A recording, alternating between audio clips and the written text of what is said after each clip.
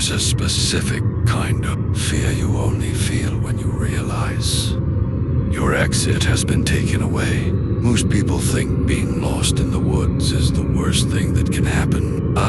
There's not. The worst thing is knowing exactly where you are, but knowing you can't leave.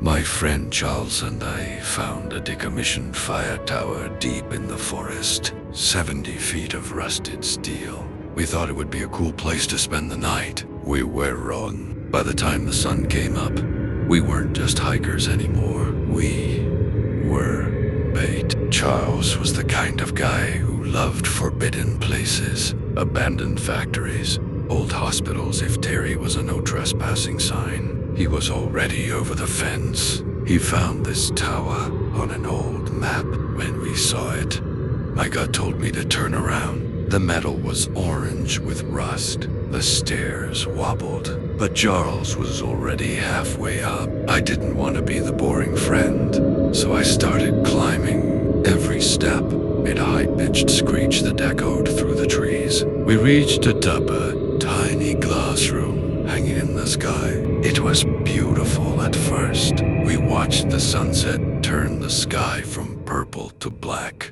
but then the wind stopped, and that's when the silence became heavy. We were sitting on the walkway, drinking a beer, when Charles hit his metal bottle against the railing. Clang. It was so loud it made my ears ring. I told him to shut up, but the damage was done. 5 minutes later, we saw it. A light. It was deep in the trees, moving toward the base of the tower. But it wasn't a hiker. It didn't bob up and down. It glided, like it was hovering. It moved in a perfectly straight line. Then Zippet jumped forward 10 feet in a blink. It stopped right at the bottom. We yelled down, "Who's there?" No answer.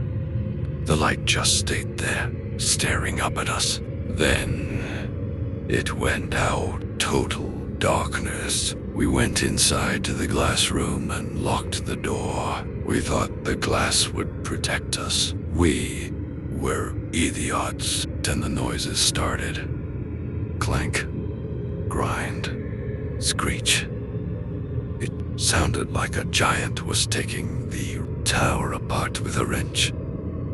It wasn't footsteps. It was the sound of metal being unbolted. So then the shadow blocked the starlight in the window. Something was crawling on the outside of the glass, 70 feet in the air. We didn't breathe. We just pushed our backs against the door and prayed for the sun.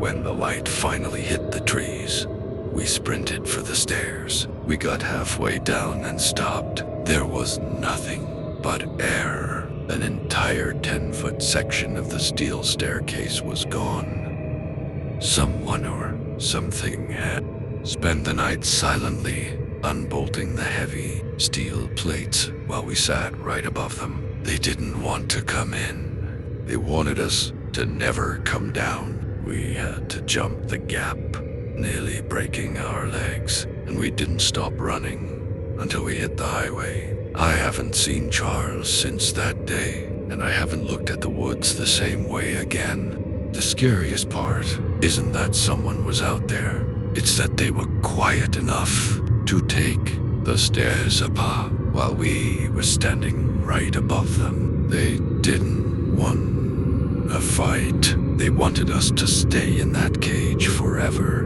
But it makes me wonder, what's the strangest thing you've ever found in the middle of nowhere? An abandoned building. A trail that lead to nothing. Tell me your story in the comments. I'm going through them tonight, and I want to see if anyone else has seen that floating light. If you enjoyed this trip into the dark, hit the like button and subscribe for more. It really helps the channel grow. Stay safe, stay off the old maps, and whatever you do, don't look down.